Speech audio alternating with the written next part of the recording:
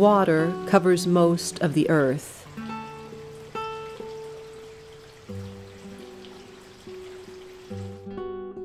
And where there is water, there is life.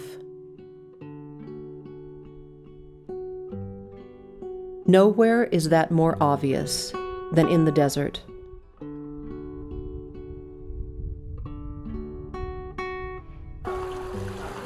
It flows through the rivers and creeks, ebbing, overflowing, nourishing what grows along the banks. We have learned to use the water, harness it for industry, agriculture,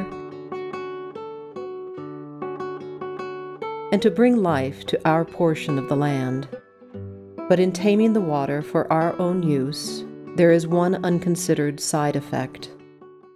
The waters no longer overflow the banks. Localities where we don't have overbank, you'll lose your cottonwoods. Cottonwoods last 60, 70, 80 to 100 years under pristine conditions. Not only will old growth disappear, but new growth will diminish. There's no way the seedlings will ever have enough moisture to get their roots down into groundwater. They'll be gone forever. Without intervention, the wooded areas near the rivers, known as Bosque in New Mexico, will die. Gregory Fenchel and his associate, Dr. David Dreesen, both from the Plant Materials Center in Las Lunas, New Mexico, are working on the concept that if you can't bring the water to the plants, bring the plants to the water. By placing select species deep into the ground near the river, they provide the plants access to large amounts of underground water.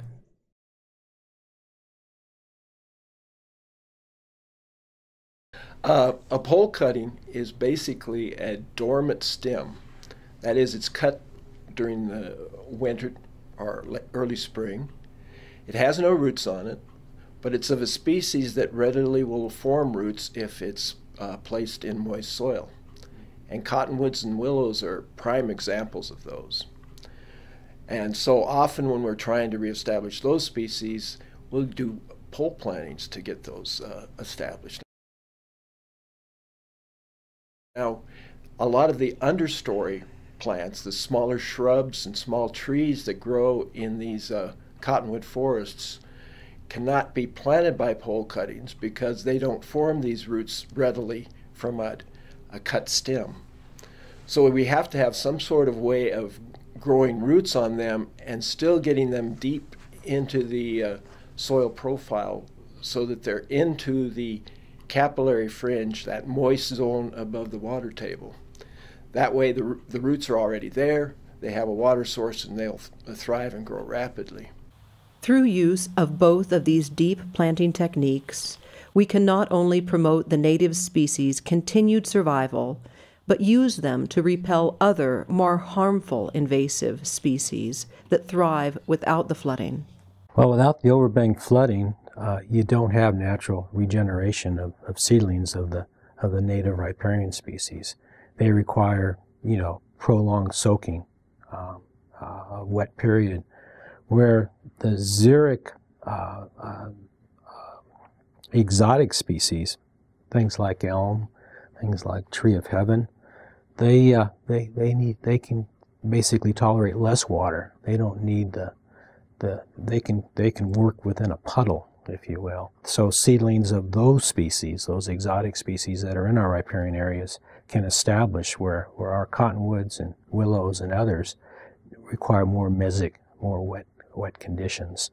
So they have the advantage. So that's why we have the problem, particularly since we've modified the flooding regime to where we have a huge population of exotic species that have the advantage at this point. Greg has invited us to a couple of sites where they have implemented the deep planting method to give us a sense of the before and after, as well as introduce us to some of the invasive species. See, there are the olives, and you see the spines. This is what There's a big problem with it. You can't walk through without getting, scarred. You can see there's another one right there. So it's the mixture of tamarisk, salt cedar with Russian olive.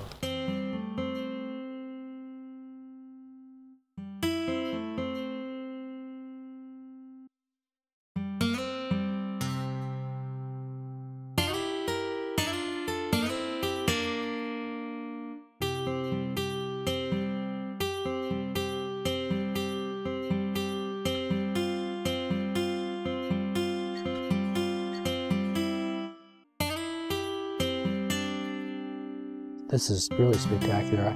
I've traveled all over the West and I've seen lots and lots of different restoration projects, and I haven't seen anything that's as nice as this. And the reason being is that long stem technique is something that we invented. No one else is using it, except they're starting to use it now. And this was done 8 or 9 years ago. So you're seeing the results. And usually when people plant shrubs and they hand water, the first year they put on 1 inch, the second year they put on 2 inches, the third year if they survive, they put in on 6 inches. They just don't put on any growth. And when you connect them to groundwater, it's all the water they need, and they bolt just as they would if there was overbank flooding happening here. It's the big difference right there.